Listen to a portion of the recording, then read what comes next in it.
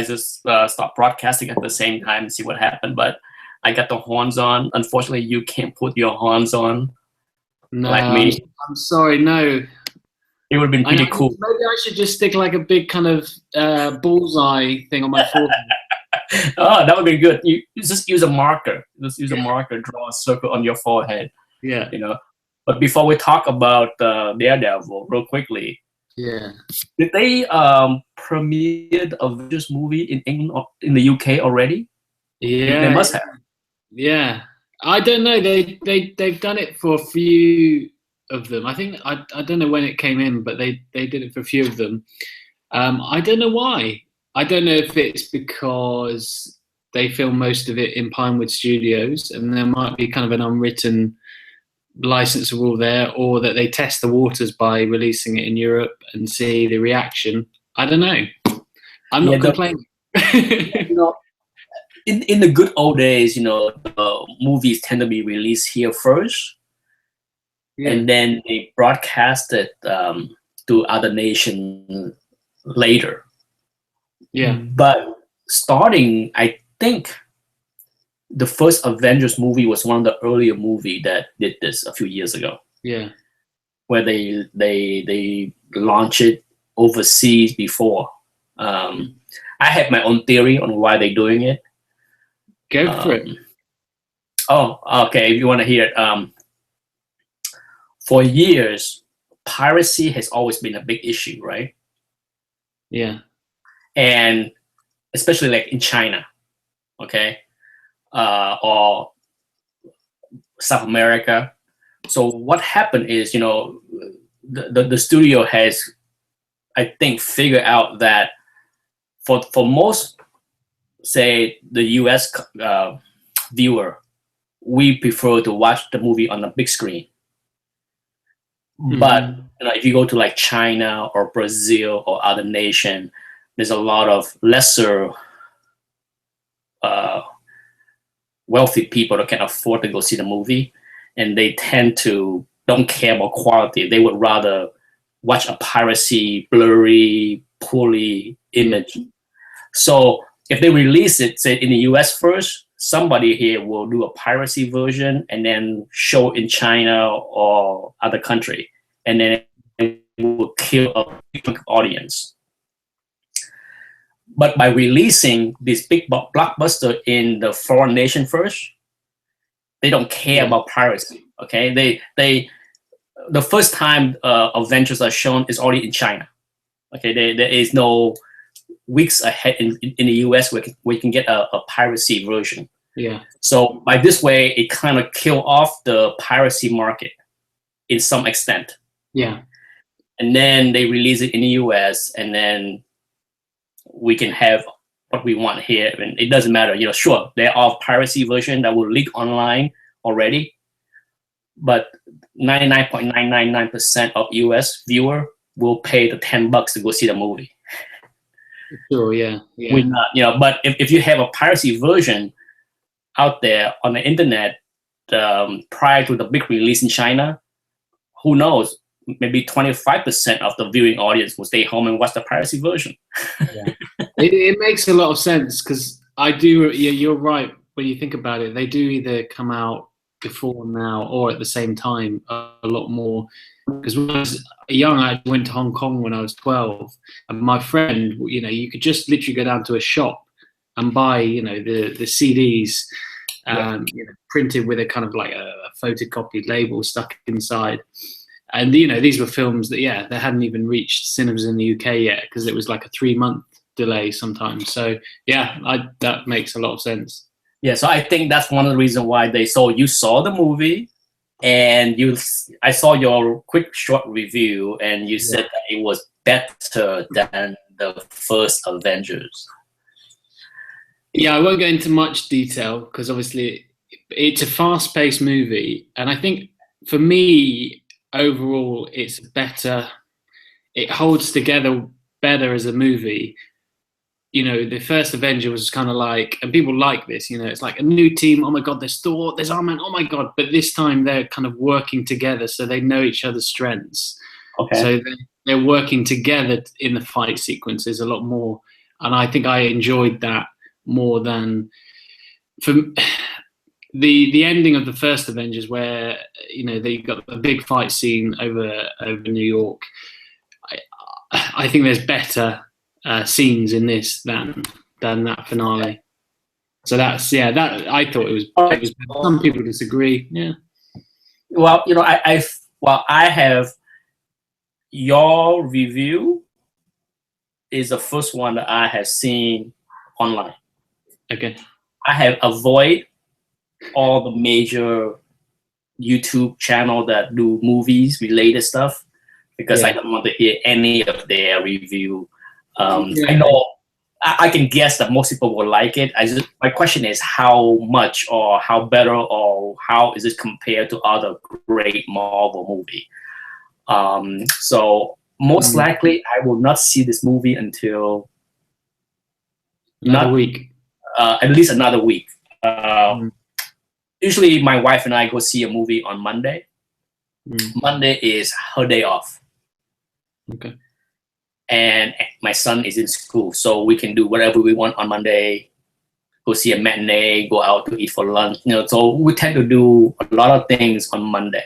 Yeah. But for some reason, she is working this Monday. So no movie date for Nick this Monday.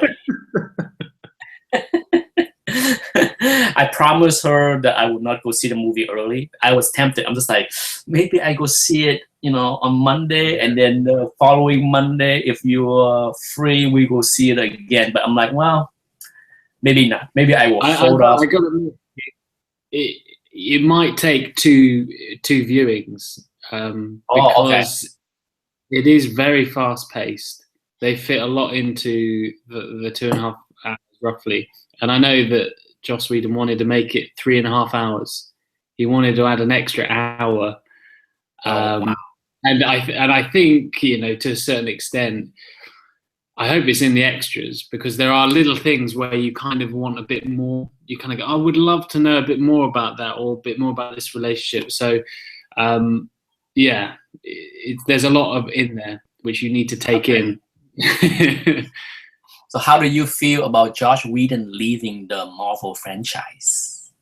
Yeah, I think it's okay because I think where it's going to move to is obviously into outer space. Whether or not he's the right man to take it into more of a sci-fi type of genre. So I think he's done a great job, and I think the scripting and the jokes.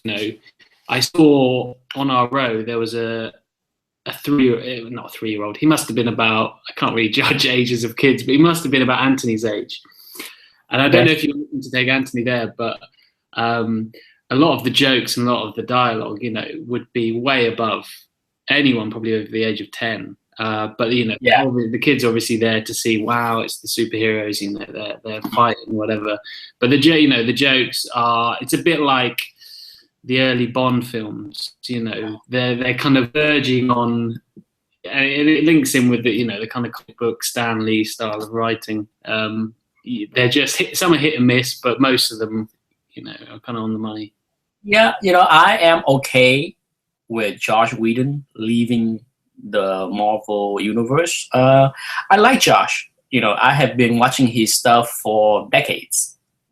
But from Buffy to Firefly, I saw that. Yeah, I know who that. It's okay. I mean, Firefly is a lot of the space stuff.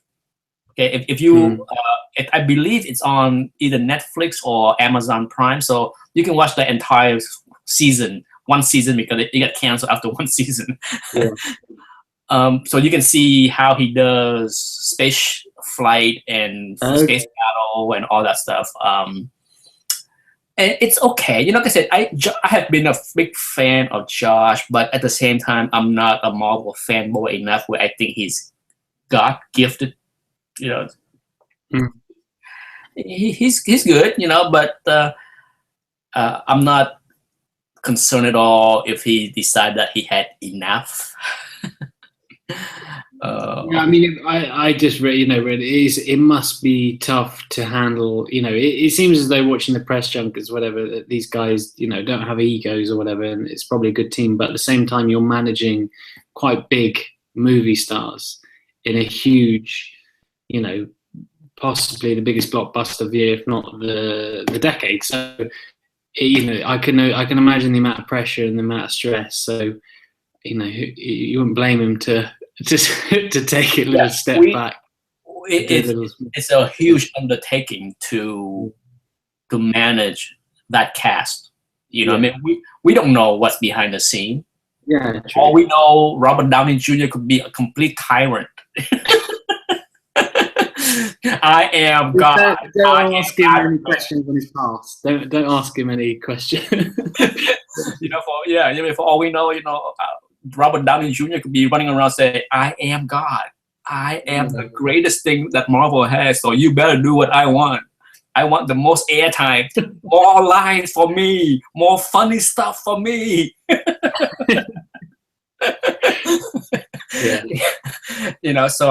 So I can't wait to see that, and then hopefully in a couple of weeks we can have a live chat discussing that movie. Yeah, I'm obviously looking to discuss it with people. Whenever anyone's seen it. Before we go to Daredevil, what would be the next big blockbuster movie that you're looking forward to this year? Mad Max. Really? You put that ahead of Star Wars? Oh, well, I think that might be a generational thing. For example, I was growing up with the bad three, so I had I had the prequels. So I must admit, I obviously didn't grow up in the 70s, so I know of it, and it means a lot, but it doesn't resonate the same. Whereas I think Mad Max. Joe is here just in time. Hey, Joe. Hey, guys. Nick, you got horns in your head. Yeah. I like it. Daredevil in the flesh. Here he is, without his mask. I digitally implanted my horns for this show.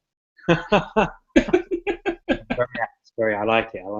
I don't know what it is, but I'll let you guys carry on. Sorry, I came in mid. Well, we were just discussing. Brooke has seen the Avengers movie. And we are talking about, potentially doing a live chat maybe in a couple of weeks when we all have seen it. Okay, yeah. When do you plan to go see it, Joe? That's a good question. Hopefully, if not next weekend, the weekend after for sure. So I'll try and get it done on a Friday. So potentially we could do something on a Saturday. Okay. I plan to go see it not the coming Monday, but in the next 2 Monday. Okay, so there's plenty of time then, so I can. So I plan to go see that. So we'll do a show, and Brooke has just mentioned that his next most anticipated movie of the summer of this year is Mad Max.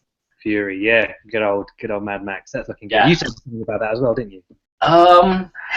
Brooke? Have you seen the original Mad Max? Yes, yeah. Yeah. Okay. I'm a big fan of the original Mad Max, so I can't wait to see that movie either. If I had to say my most anticipated movie for this year, Star Wars would be a given. I don't want to put that because that's just a given. The next one. Definitely Ant-Man. Ant-Man looks horrible. Ant-Man, I have a bad feeling that Ant-Man is going to be really bad because Marvel put so little effort in marketing the movie. It looks like it as well. It looked really cheesy. I don't know if that's the aim they're going for, but looking at the trailer so far, it looks pretty. Yeah, I don't know. The fact that Marvel kind of being very quiet about it, very little press, very little big hoopla about it, and they push it to like August release. I'm worried. I'm worrying that this could be. Do you think that they're focusing their marketing on the Avengers, and then they'll possibly now, after the middle of May, they'll just blitz it on Ant-Man and just, or do you not think that's the if they plan? don't, if they don't, Yeah. we don't see a blitz between, say, May and July about Ant-Man, then we know Ant-Man didn't test screen very well.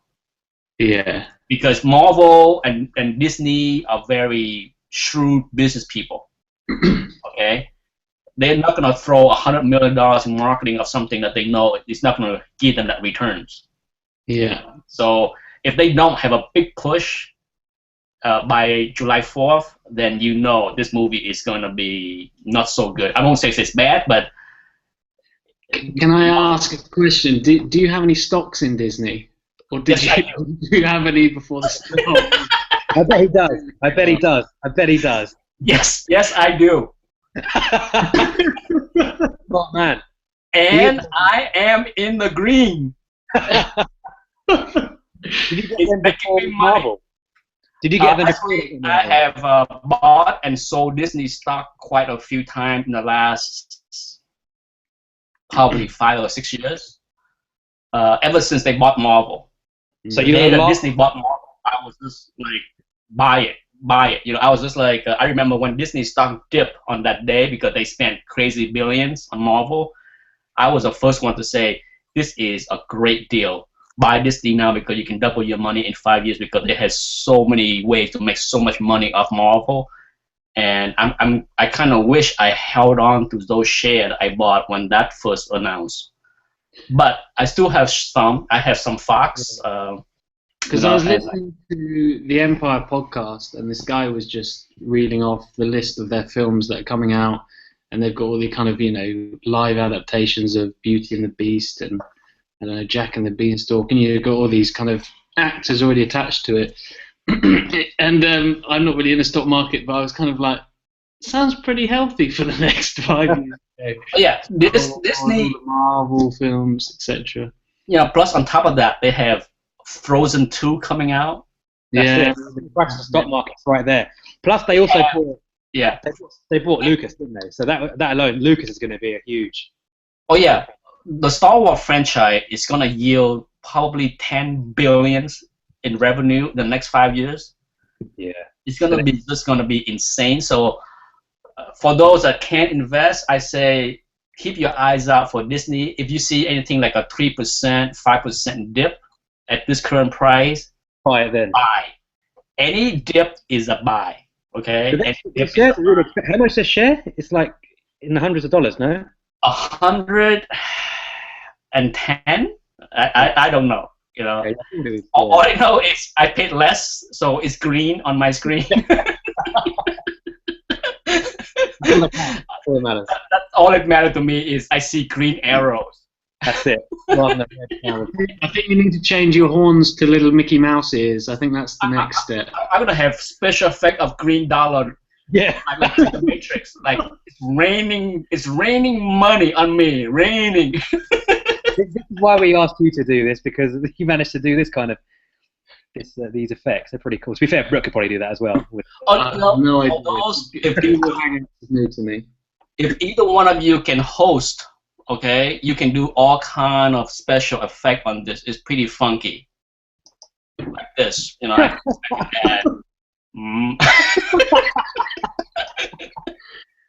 Oh, the kitty cat.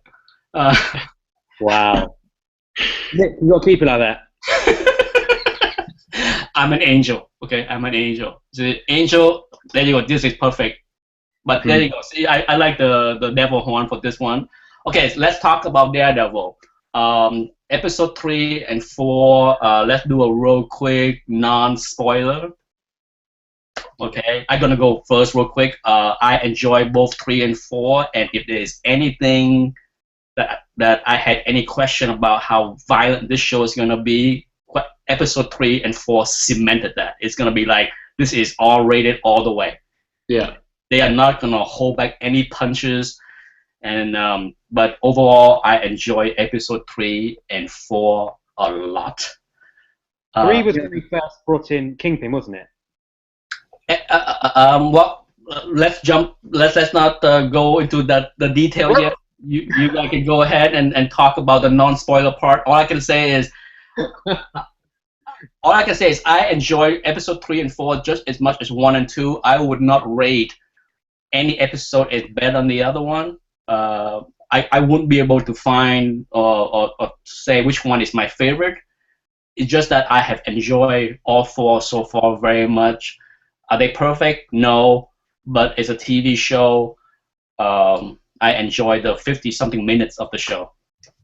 Yeah, I can agree with that. I mean, it's starting without going spoilers, but it's kind of obvious, going into the courtroom a little bit more, the dynamic between Matt and Foggy, and there's a bit of a kind of journalistic angle that comes in, which is interesting, and obviously, the villains in the piece. So yeah, it's definitely coming together really well, and it's very well structured, great characters, and it's going along at a nice pace. It's not too fast.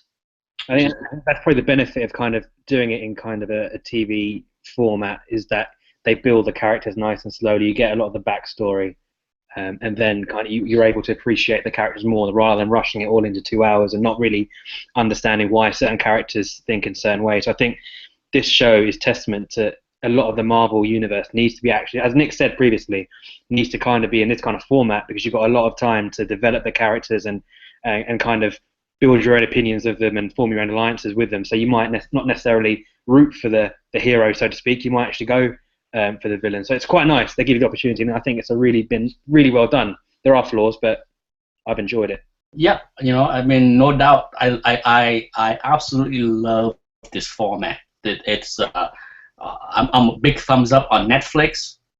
Maybe not the stock, but actually, Netflix was one of my biggest miss 3 years ago. Jumped aside. I was having a major discussion with other money manager peers, and we bounced off ideas, and I was anti-Netflix. Okay. You still had shares in Blockbuster Video, didn't you? No, see, people are going to be going down there. I bet you. At the time we were bouncing around stock idea, and I was anti-Netflix. This is just slightly after the Facebook IPO, okay? And Facebook IPO kind of tanks, and I'm just like, buy Facebook, avoid Netflix. And my reasoning back then was because Netflix did not have any original programming. That's true. And I've been saying for God knows how many years now, content is king. And if Netflix have to keep paying up to all the major studio for the content, they're just gonna have a harder time making money. That was my reasoning. And so when Netflix decided to go into like the House of Cards and make a deal with Marvel, I'm just like, hey, I didn't see that. I didn't see that coming. I never thought that Netflix would go out there and hire great writers and directors and able to trust these people to put together quality shows. I think it's only going to get better, isn't it? I think, as you said, I think they found a bit of a formula there. They found, and they're not. And what I like about them, they've used, like, obviously Kevin Spacey for House of Cards. They're getting they're getting nice. They're ensembles of cast in terms of different shows, and like in Daredevil, the casting's quite nice. A lot of the actors we don't know about, and we didn't really have an idea, for instance, of the main cast. And I think that's kind of been a massive platform, and Netflix will carry on doing that. And I think it is a really, really good platform, Netflix. Yeah, and like I said, we all have already talked about it. How the format it fits the way superhero shows can be. Like I said, to me, it's a no-brainer now. But if you're gonna speculate, it's a no-brainer that the Punisher is coming. If you want an R-rated Punisher, right? This is it. This is a format that you need to see the Punisher in. They actually, I don't know if you guys have seen, but I alluded to it, I think, to Brooke in a message. It was about there are 13 specific Easter eggs, which I won't mention. But once you've watched the entire series, there are loads of Easter eggs for different kind of villains and characters within the show that they're showing already. So when you potentially, if you rewatch it back again, you'll start seeing different, like you said, Frank Castle being one of them, and also other villains from the Daredevil universe. So. I am beyond this. I have to say that this make me more. This show make me more happy to be a Marvel fanboy than anything so far beyond on a big screen. Because I had mentioned this in other videos. I like the Avenger movie, but I only seen it once. I couldn't even finish the second time. I find it boring after the first time. I've only watched Avengers once. I couldn't watch it again. The only, like I said, the movie that I saw multiple times was Blade and Blade 2. For whatever reason, I found those movies to be a lot more fun than Thor or Captain America or anything else. So for me, I enjoyed those big movies, but it didn't excite me as much as this TV show has done so far. So in many ways, I'm kind of very happy that happened. Okay, so now that we talk about that, let's go into the spoiler-filled discussion. So for those that don't want to be spoiled, to be honest, Nick, I might chip in. I think me and you might be behind everyone else on this. I think everyone's powered through. I'm so I'm trying to hold back. There's some awesome stuff coming up, guys. So I'm trying to. I'm biting my tongue at the moment. Come on, guys, keep up. No, but we're gonna power on doom.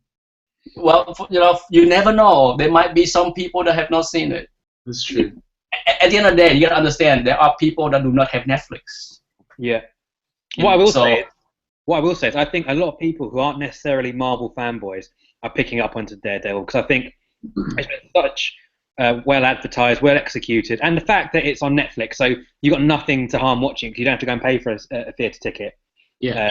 I mean, you can literally join Netflix for 1 month, right? Yeah. And blow through House of Cards, Season 1, Season 2, and Daredevil, and then cancel. Well, exactly, and you got nothing to lose. It's the best $10 you're gonna spend. Yeah.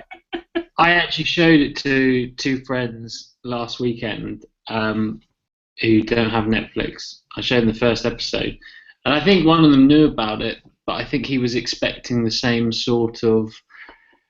He didn't think it would be obviously that dark and that gritty and that kind of slow-paced character building. So I think for the people that aren't into Marvel or don't really follow the characters of comics, I think it still does need to be pushed and need to be kind of shouted about, to get those people involved as well. Yeah, at the end of the day, it's like Joe said, it showed that there are a lot of talented people, actors out there that can do a good job without having to hire big names. Yeah. And I'm glad that Netflix was able to. That's the only way they can do it. They can't go out there and spend $1 million per episode. That's crazy. The business model would not allow them to go and spend $20 million to make the series. Yeah. Sure, Kevin Spacey might be the biggest name that they have in all of the series.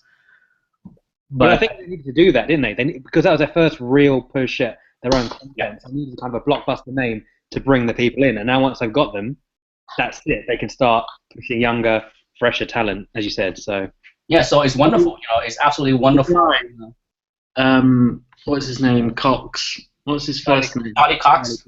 Charlie. Yeah, when he auditioned for the role, he didn't actually know what he was auditioning for, and he went to America to do the audition, and he had to read for the part of Bill.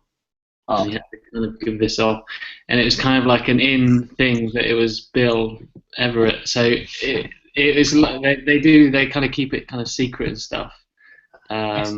Which was quite a little tidbit I did not know. Yeah. There's another thing. I found this all out in the Empire podcast because they interviewed him.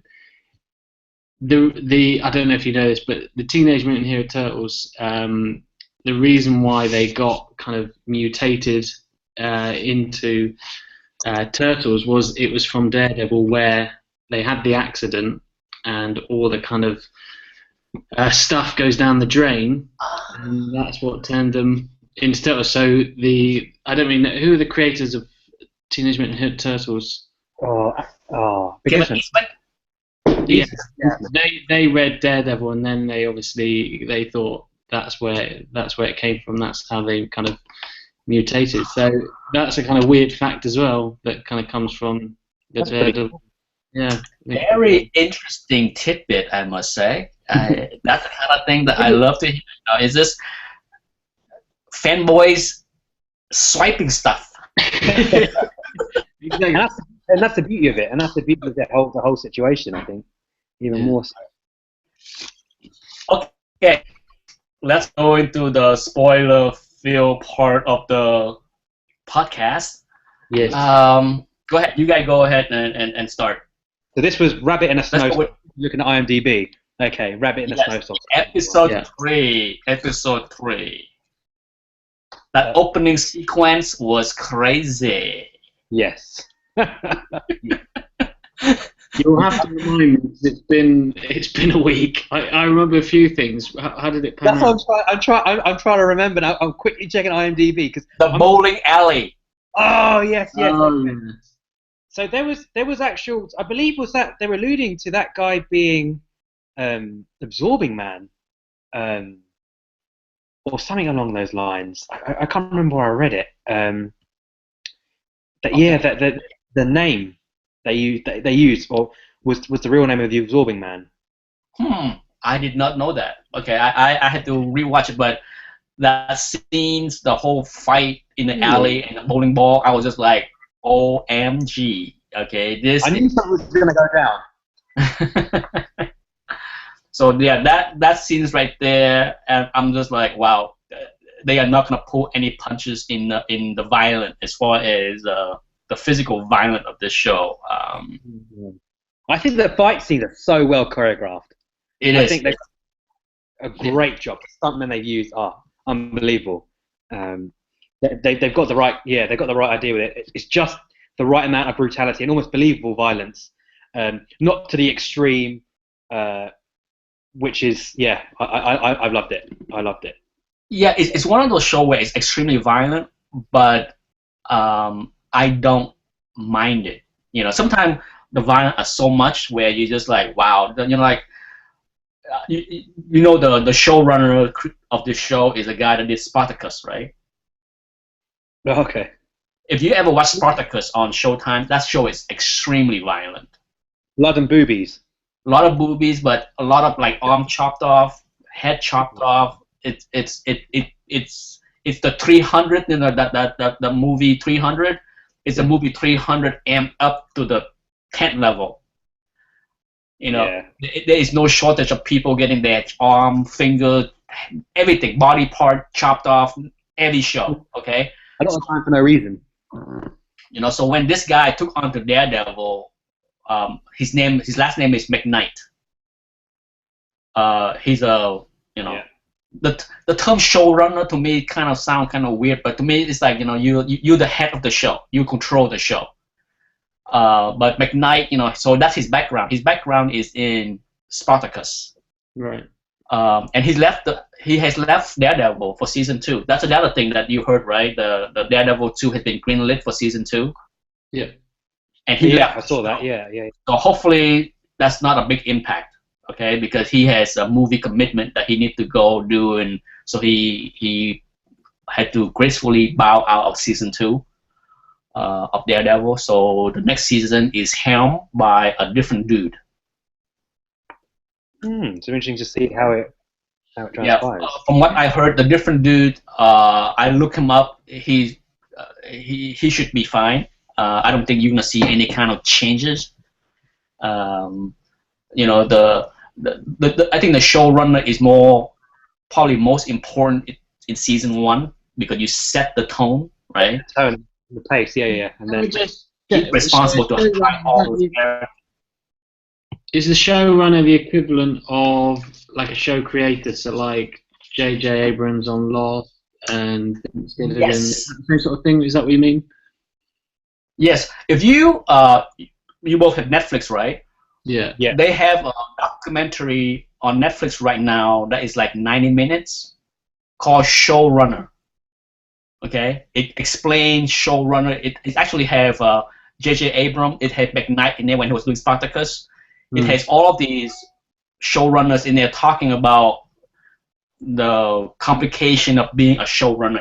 It's a great documentary. If you're interested in TV shows at all, watch it. It's 90 minutes. It's called Showrunners. Okay. I watched it maybe 3 nights ago. And I saw that's when I saw McKnight popped on the screen. It's easy to spot him because he's bald and he had all this tattoo on both his arms. and he talked about Spartacus and all that stuff. This is well before Daredevil, but that's him. So as far as episode 3, I love the opening scenes. I like the courtroom thing. Finally, you start to see how he uses his skills to hear the heartbeats. Yeah, and you can start the kind of sonar way of him. Yeah, that was missing the first 2 episodes. So I'm kind of glad that they put that in some of the scenes in episode 3 and 4. You slowly start to see it more and more, like in the way. Yeah, it's the way, kind of through his eyes, you kind of start seeing how he sees things. There's a lot of time you confuse him for being able to see, so people sometimes might forget he actually can't even see because they've neglected that. I would have thought in a few of the scenes because sometimes you don't get that, but it's nice that they're slowly utilizing that. So they do it. Was it at the end of episode 4 that the king, which one did the king? At the end of episode 3, where you see him looking at the painting, which is the name of the just like you, I saw it last week and I already forgot. Some of the thing. The actress that played the arts. Vanessa, you got Vanessa, yeah, who plays Vanessa. I mean, as soon as she popped on the screen, I'm just like, oh, Kal-El mother. Yes, from Man of Steel, yeah. I'm glad, whenever you see an actress like that on the screen and she's beautiful, you're just like, where has she been and what has she been doing lately, right? And then so it's kind of nice to see her pop into this show. I'm just like, oh, she have a job. Yeah, she's done. The same with Rosario Dawson. I was quite surprised with the casting of Rosario. It's a good casting, but I was surprised when they cast her into it as well. Yeah, so I'm definitely very interested to see how she plays out in the season because we'll see. But as far as Rosario Dawson, I like where they're going with her. In the show, I did cheat it and saw an interview. Actually, no, I didn't cheat it. I follow McKnight on Twitter. Oh, okay. That's dangerous. I should not have. I should not have because he leaked out so many spoilers. I'm just like, no. Well, he leaked out how many shows Rosario Dawson was in. And I'm just like, yeah. Oh, so you know her fakes then? Yeah. So I'm just like, no. That's all I need. I don't want to know anymore. But so yes, he leaked out on how many shows she was hired. It's 13, right? It's 13. Yeah. I just want to check. Oh no, it's not 13. It's a lot less. Okay, great. Thanks. She goes on holiday. She goes on holiday for a bit. Sabbatical. I don't know. Apparently Joe has already seen what happened. As far as I'm aware, I don't know. I'm not going to say nothing to you guys. I don't want to spoil it. Let's keep it. Yeah. Let's focus on. Okay, so there's two kind of storylines. There's the storyline with the Union Allied, which is like we meet the journalist Ben Ulrich. Yeah. I like that journalist angle. I like that actor. I have seen him in many things, and I'm glad to see him. And great casting again. Yeah. And like I said, the one thing about this show is that I felt I need to pay attention to every line because it's a show where almost everything that everyone said is important, and I can't half-ass my way through any scenes because I'm just like, You know, Yeah. what did I say? That the dialogue is quite well written for me. You know, I enjoy all the dialogue, even in the beginning when that reporter was talking to the other mobster and trying to dig, like, you know, what's going on, and even though that short 5 minute exchange between that reporter and the old gangster said that I'm moving to Florida. Yes, yeah. I had to pay attention to every single line. I'm just like, it was, I said, it's interesting dialogue because I enjoyed that part. So I like what's going on with him. No doubt, I'm a big fan. Because I kind of read that. It reminded me of House of Cards with that young girl. I've forgotten her name. Who got The one that become Ms. Fantastic Four. No. Yes. Yeah. I don't know where you're going there. Yeah. It kind of reminds me of with that kind of kind of detective journalist trying to uncover. So yeah, I like that. I like that angle. Yeah, I like her. I like his interaction with the Rosario Dawson character. Yeah. When did he meet her? Was that in episode 4? Is that he met her in 4? I thought it was quite early on in the dumpster. Who are we talking about? Who are we talking about? Matt Murdock meeting her? Who are you talking? Oh, Ben. Oh, I think about Ben. Oh, Well, you know, all the scenes, like I said, you know, yeah, very little wasted scenes is in any episode. Yeah, they all in the dialogue. It builds a picture of the greater story, which, like you said, yeah, you need to. I've been guilty of sometimes not having the concentration on it, and I've had to go back because I missed certain bits because it builds onto a story later on in the episode. So, yeah, you know, I'm guilty of trying to multitask my watching, but I find that with the Netflix show like House of Cards or even like Daredevil, I have to sit there and watch the show, not trying to look at the computer at the same time and trying to watch the show on my iPad. I just can't do that because there's just too much going on, too much important, interesting things going on in the show that I don't want to miss anything. Yeah. So I need to put my focus there. And so episode 3, the ending, you know, that fight with that guy was crazy. Unbelievable, wasn't it? I didn't see that happening. I know. I did not expect him to shove his head into the spike. One little thing, he's just told him who it is. Yeah. And then he commits suicide by doing that. Yeah. Surely, if he's just going to keep quiet, why didn't he just let him kill him? And then he's not going to give the name. Anyway, it seemed that was the only thing where I was like, oh, why didn't he just? I thought it was the power. So obviously the guy didn't want to lose, so he thought rather than letting Daredevil kill him, he kind of took the power into his own hands and chose to end his own life potentially. Right. But Right. Well, I like the way they've done it in terms of the power they're giving Wilson Fisk. I think the fact that I love the fact that they've built up his his appearance rather than throwing him in there from the first episode. The fact that they waited and waited and waited and really built up this kind of this mystique about him, about not being. It's like Voldemort. I can't even say his name. I really liked it. I like the way they paint the fear of everyone of Fisk. You know, I mean, it's just like I agree with Brooke. You know, when I watched it, I'm just like, he told him who he was, and then he commits suicide. But well, my friend actually said, yeah, but then when I think about it, I'm just like,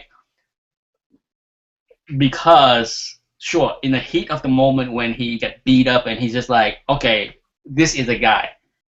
Yeah. Once he calms down and the punch is no longer thrown, he realized what he just did.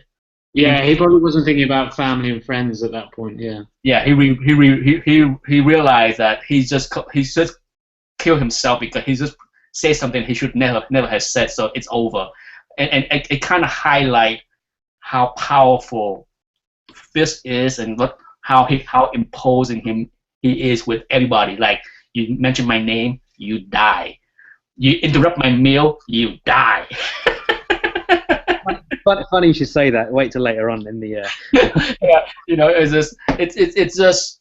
But I like how they build that, because you know the actor that they hire he might not be 350-pound imposing like the Kingpin in comic book, but he has a crazy mad look in his eyes. You know, I don't know if you know a nice little Easter egg. I don't know if you noticed when Vanessa and Fisk first meet, they alluded to in the conversation piece. They alluded to she said she used to date somebody who used to wear basically Kingpin's old costume, which was Nice, yeah. did he? You might have caught that book. Yeah. So again, it's quite nice how they're throwing it back, making fun of Kingpin as well. The fact, and later on you'll get a better insight into Kingpin because you go. I won't ruin it too much, but in later episodes you go into Kingpin's home, and so it's nice. They're giving him what I will say is that they're giving Kingpin a real great backstory in the season. So lots more. Okay, so is there any more that we need to talk about in episode 3? Maybe because I'm always interested in the name of the episode. So Rabbit in a Snowstorm surely has a meaning over the episode, and it's there at the end with him looking at the painting. Yeah.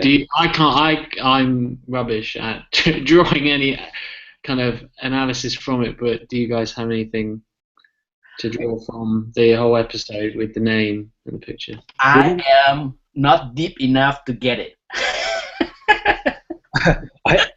To be fair, because I've seen ahead, the painting and the naming, everything will become a lot more clearer because that painting becomes very important in understanding Kingpin and his character later on in the season, which is quite nice.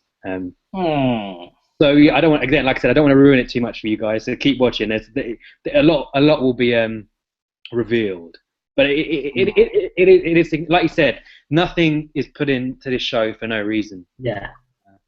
Yes, I am intrigued and pleased to hear that because I think, like I said, this show, there are quite a few people that I know that don't like the show, so it's not perfect. I have heard some complaint from some people I know, and some of the complaint kind of went over my head. The show is too wordy. Yeah, that alludes to the fact that you're talking about the dialogue. I mean, if you miss too much, I mean, but how are you meant to convey a story if not through words?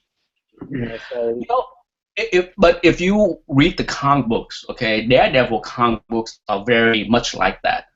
It's not all full-on action all the time. It's cerebral. It's him thinking. Yeah. In his head. So you see a lot of the bubbles on him thinking, trying to figure things out. He's for better or worse, he's the Batman of the Marvel universe.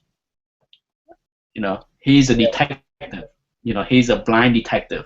So his comic book is a lot of thinking, a lot of investigating. So it is what it is. This is not a full-on action kind of superhero. So to me, the complaint that the show is too verbose, too talky, seem a little bit too nitpicking.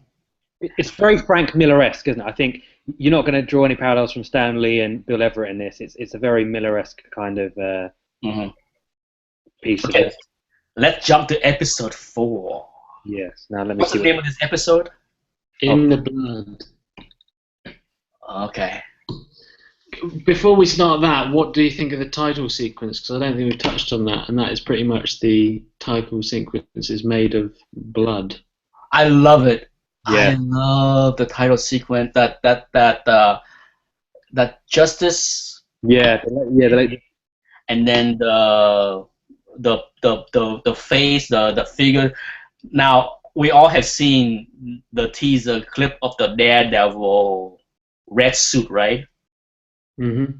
In many ways, I wish they used the red suit in that teaser in the opening scenes. I'm glad they didn't. Because it looks so beautiful. It looks so beautiful. I mean, come on, look at this. Look at this, okay? Who doesn't like the red horns, okay? No, they're cool. But yeah, it looks a lot more kind of glossy and silky. Whether it's very protective, I don't know, but exactly, the title sequence on its own works, brilliantly. So, in many ways, when you look at the suit that they use in the show, I can understand why they go that route because it looks more functional, Yeah. more padding to protect his body with all the punishment that he's taking. I don't have a problem with the change that they made with the suit. I need to see more of it to have a better opinion. But from the pictures and the 2-second scene I saw, we'll see. Hopefully it doesn't look hokey. Yeah. Have you noticed that in a lot of the only 4 episodes I've watched, there's a lot of yellow. There's a lot of yellow light kind of shining with the black, and then you see little exit signs that are in red, which is kind of before the suit's made. It's kind of like a little nod to the original yellow and red. Yeah. That's what I kind of. And you're probably right on that, because like that's how subtle these guys are with kind of throwbacks to the comics. You're probably right with that as well. So yeah. I didn't know. Now, Joe, have you seen everything, Joe? No, I'm on episode. Have you been through all 13 episodes? Are you? No, I'm on 9. Like 8. 9. Okay. All right, 9. Yeah. It's good. I think it's consistently good across. Now, do you think that they are trying to build up a romance potential between? We already know that there are potential romance between Rosario Dawson and Matt Murdock, but how about the other girl, Karen Page? So in the comics, Karen and Matt. The thing is, I think what they're looking at, trying to gauge it. I think Foggy's very much interested in Karen, but Karen is interested in what I can see. Karen is interested in both. Yeah, I without knowing what's happened to Rosario Dawson, I'm not sure if there's room for 3 ladies in his life. No. Because you're talking about potentially next season Elektra, right? Yeah. So I'm not sure if there's room for 3 love interests in the show. So not to say that I know if they're gonna bring in Elektra for eBay's next telling year. Us, eBay's telling us they are, judging by what 168 is going for at the moment. Have you two get your copies? No, yeah. I sold my copy. It was a horrible copy. I need to get one. I have a readers. If anybody want a readers, that's what I had. It's a real beat up one. I haven't. Yeah, I'm yet to. I don't even mind. I'm quite open to lower grade copies. So Nick, I might speak to you offline about that. See if I can grab a copy. I haven't got a copy of it, so I need to. Can I just? The relationship between Karen and Matt, though, that hasn't really taken off yet, though, has it? No, it's because Matt doesn't have a lot of interaction with those guys, because he's obviously he's always away. So I'm surprised they're not questioning Matt at this present. He's always coming back with bruises, and there's always issues. Yet that's where it kind of gets a bit silly, because he's always coming back with some kind of injury. Yet they're not and always something seems to go down in City, but nobody's questioning it. I know that. I know he's blind. They're just going out and getting drunk half the time, aren't they? Yeah. Foggy just trying. Bless him. Bless him for trying. Yeah. I mean, I hope that by the end of this season, the secret of Matt Murdock will be out for Foggy and the other, because it would be silly for him to show up every morning with beat up bruise and black eye, and it would be silly. So hopefully, a storyline where they're going to say, look, you can do this. You can read people's, whether they're telling the truth or not. You need to be doing this, and then some kind of moral thing where he'll go, no, look, they need to be by the law. I can't be using my powers to do that. So I can see that storyline coming in, if not already coming in by the end of the series. Already by kind of episode 7, and you start getting those questions of, do you know what? When Nick talks about Batman, it's very much like Batman, and I think they treat it a lot like Batman in terms of is Daredevil good for the city? Is he bad for the city? You start getting that the press, and you start getting that vibe that's going along those lines, because they call him the devil of Hell's Kitchen.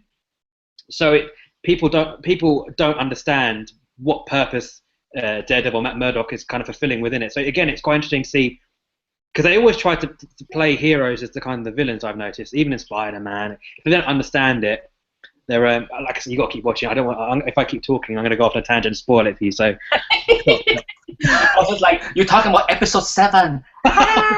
Let's bring it back. What about there was the taxi fight and with the Russians? Oh yeah, and the guy, yeah. That's that again. That was a good fight. Yeah, that was one of the blind time. Yeah. Okay, as far as the girls, even though they don't have that much interaction, I think I won't be surprised at all if they put in some kind of romantic angle between him. Hey, they wouldn't hire a pretty actress to put in that role if they don't want some kind of attraction. Yeah. It's just my take. I don't know. I haven't seen. Where do you go with a superhero with a love interest? Because it feels like that has been done to death, where it's kind of like, they fall in love or there's an attraction, but whoa, I can't do this. I've got a job to do. My life's fulfillment is to save the city, to do this. So where would it go? I think that's what I like about Rosario Dawson's character, because I think they are not, at least from what I can tell so far, is there's not like a pushback where he's like, I can't be with you. Yeah. I need to save the city. He's just like, I think they're not doing that with Rosario Dawson's character. So in many ways, I'm kind of glad that if this thing unfolds later to be some kind of full-on romantic thing, then that's fine. I can see that happening. And I'm hoping that they do not go there with the other girl either, because I do think that whole, and this is the same thing with the Arrow TV show. Okay, Arrow TV show had the same issues where is he good for the city or he's bad for the city? He's a vigilante, or he's a lawbreaker, or he's a hero. And then there's a whole love triangle with Arrow and the 2 or 3 beautiful women in the show, in that I can't be with you because I'm too dangerous for you. So hopefully they don't do that.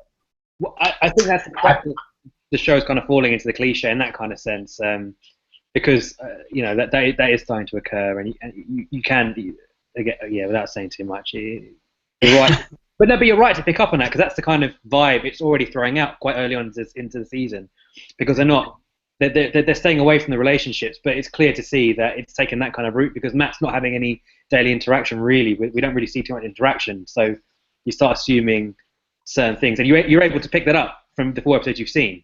So yeah, and Foggy has no games. He's not gonna. He's got no chance. Blondie doesn't like Foggy. So I know, I'm like Foggy. You have no chance. Okay, that hot blonde is not gonna go anywhere near you. That's a nice man of danger. Nice. Okay. I don't know. Episode 4 before we run out of time. It's a safe bet. Yeah. Long game. For episode 4, what do you think? Well, I think I preferred it to 3, because you had the date with Fisk and the art dealer, which I thought was really good, and you kind of showed him to be this kind of like weird, kind of, I don't know, like a spoiled child. I don't know, is it like a big fat kind of child that I pictured him, that had never really interacted with women, and that when he didn't get his own way, or when someone spoiled the party, he went a bit nuts and smashed someone's head in. The man is yes, you don't mess with the Kingpin. You don't mention his name, and you certainly do not want to interrupt his date. But Yeah. that's to show how brutal he was. Because again, I like episode 4 a lot. it gave a lot of context around Kingpin. I think four was probably my favorite, to be quite honest, up to this point, out of the first three, purely because you kind of got the big reveal, you kind of understood the character of Kingpin, you know how powerful he is, both physically as well as how much fear. Because like you said in episode 3, the guy killed himself, as my friend told me, purely because it's probably the quickest way to die. If fists got you, there's no point in living. The kind of things that get done to you. So it's quite nice. But he does have. Yeah. I can spot his Achilles heel already, and I think obviously they're both going to have the Achilles heel of the love in their life. Yeah. And I think that's obviously where it's going to lead, and where they're obviously going to be similar, but at the same time be at war. And I think, you, again, quite rightly picked out later on in the season, you'll start to understand more and more why that's quite important. But no, it's. Well, I can't wait, because now that Joe has seen 4 more episodes, 5 more episodes. Yeah. I'm sad. Then- I'm so sad. I love that.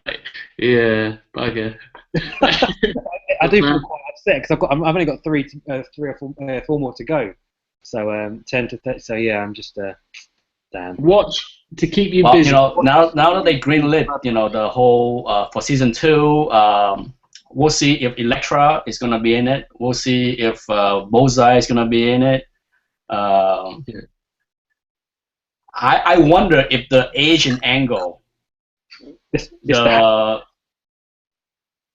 hands, the ninja group, the hands. Yeah, the hand. I wonder if that's gonna come in. That's one of the So yeah, that's there's a huge and also there's a tidbit I shared with Brooke, even a nod to Iron Fist within these episodes, within the first 4 I think, regarding Madame Gao. Now that you mentioned the Easter eggs in all the episodes, I had to go back and rewatch it. Yeah. You might. I don't know if it's worth looking at the Easter eggs first, or if you're going to try and spot them, and then some of them are really subtle. Like, for instance, one of them I couldn't even see it until I actually looked at a still shot. They're that subtle. Okay. So it'll be worth looking at them. Okay. So yeah, episode 4 was, like I said, it's all about the Kingpin. Okay, it's all about the Kingpin and give you a decent backstory, give you a good idea of how powerful he is, how crazy he can be.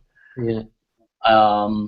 Can I just ask one more question for you, Nick? When you've been into auction houses, have you ever done what Ben did, where he just turns up and disappears, and just let someone else know, yeah, bid on that, I'm off, and just do you remember that scene? He does on Heritage. Yeah. I do. With him and Karen. Yeah. I was Spider-Man 1. Go. That's a good deal. Yeah, that's how I would advise. Auction house, you shouldn't be in here. Okay, get out. Yeah. To be honest, I have not bid on a heritage auction in so long. It's been a while. Comic Link is my new little. Comic Link is dangerous now. Brooke, be careful, because mate, there are some deals on Comic Link. There are some deals, but it's dangerous. I have signed up to a lot of these, but I can't get my head around the buyer's fee and all this. And you think, oh, it's a deal, but then actually you have to pay X amount on top, don't you?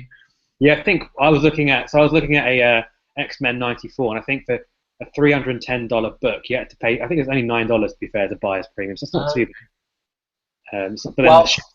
Well, with both Heritage and Comic Link, and I think even Metro Comic Connect will ding you 3% if you pay by credit cards. Okay. Okay, and it's Comic Link prices tend to be very volatile. Okay, one of the things that for those that follow auction, as long as I have been following Comic Link auction since 10 years now.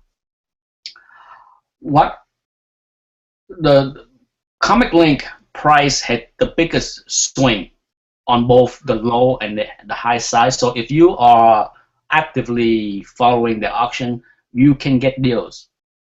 Okay, it is not a question if you cannot find books for deals. I mean, in fact, that's how I got my X-Men 1 at a great deal.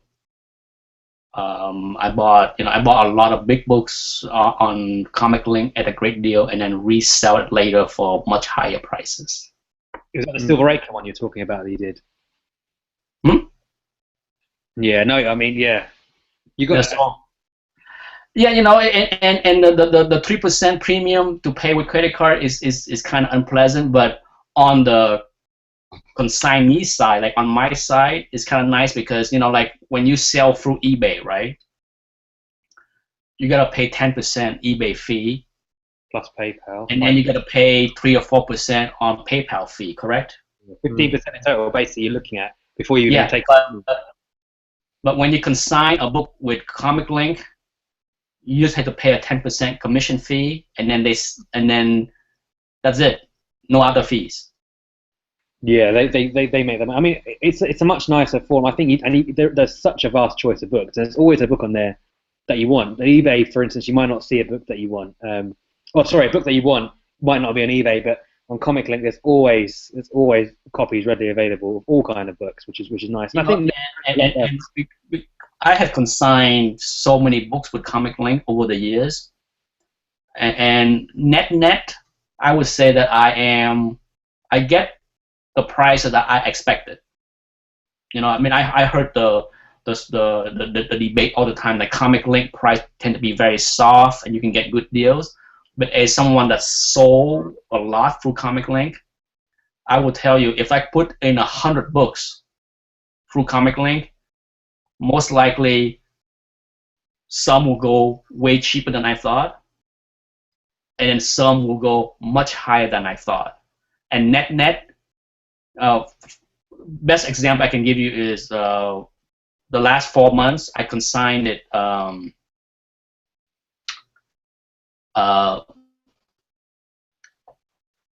75 books, okay? And I expected 20,000. Okay, that's the amount of money I expect from selling all those slabs, 20,000.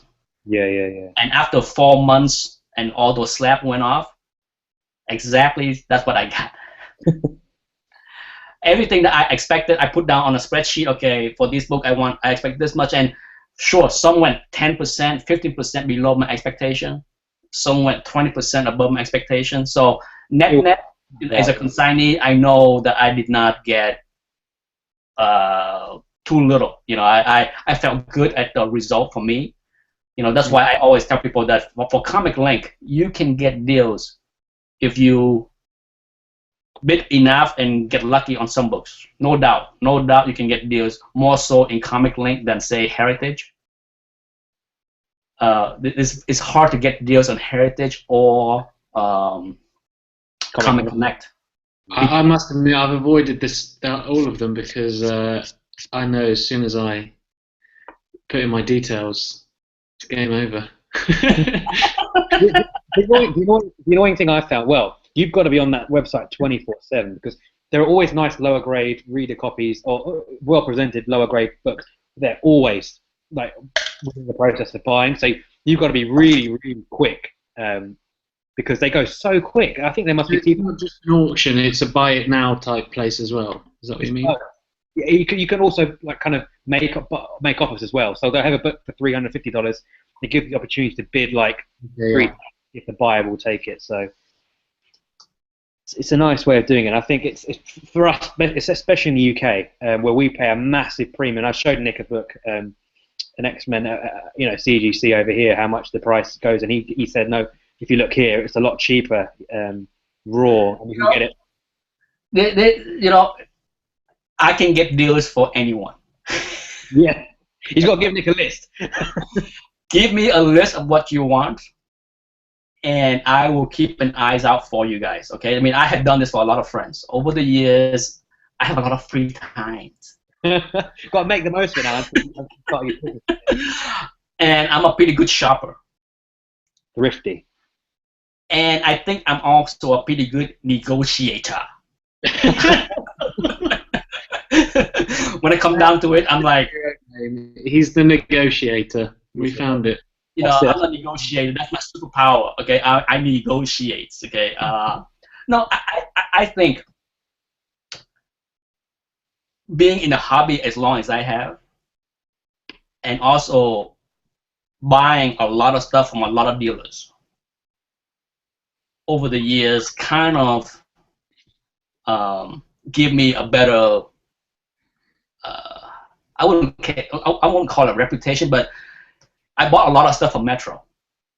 A lot of big books from Metro. Okay, so when it comes down to like me asking for a little sliver of a deal, they most likely will say, "Okay, Nick."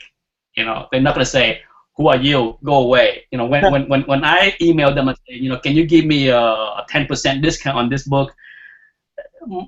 I think I have a good shot at getting it over someone that never do business with them. You got Vincent Speed. And because of that, you know, I always advise my friends, like, you know, if you want to buy something, and let me negotiate for you. Careful, Nate. You've opened the floodgates now, Nick. You're going to start getting loads of PMs. I'm the gateway to sweet books. Well, no, you know, but you never know. You know, I tend to have better luck looking for books for other people, and then vice versa. Other people have better luck looking for books that I want. Are there books that you still want, Nick? That's a good question. Are there books that you still want on the market? Not upgrades, but are there books that you still want to get that you've never had? Yeah. Anything comes to mind? If you're talking about big Silver Age keys. Yeah. What's missing in your collection?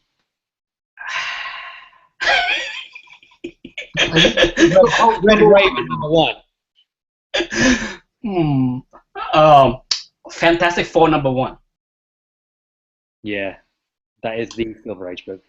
You know, because so many copies of Fantastic Four #1 are yellow, brown, chipping. You know, I don't mind a low grade. If I can find a 3.0 or 4.0 that have a wider cover, then I might go for it. I have been outbid on almost every one of those books in the last few years, because if there's one Marvel book that I say I want to have in my collection for the next 10 years, it will be Fantastic Four #1. I think the entire Fantastic Four. Yeah, I think you're right. I mean, are you quite particular if the front cover presents well, but the back cover maybe not so much? I'm okay when it comes down to low grades. You know, I'm okay with tears on the covers. I just don't want to see stain. Oh, you know, I'm not a big fan of big fat yellow stain or coffee stain on my books. I can deal with creases. I can deal with tears. I can even deal with detached covers. You know, like if it's like a pop staple on the top, I'm okay with that. But when it comes down to low grade books, I don't want to see stain or yellow or brown or tan or sun shadow. You know, but that's my preference. A tape pull, that's up there with stains, surely. Yeah, tape pull. Now, as far as you know, but other than that, you know, I can tell you, I don't have a whole lot of stuff left on my wish list. It's not that I have everything. No. It's just that there's a lot of stuff that I have that I no longer have, and every time I think about buying them, I say, why? You sold it. I had it. You know, if I didn't want them, just like X-Men 1, I sold my 2 copies, and now every time I see a copy and I thought about buying it, I have to remind myself, you sold your copies.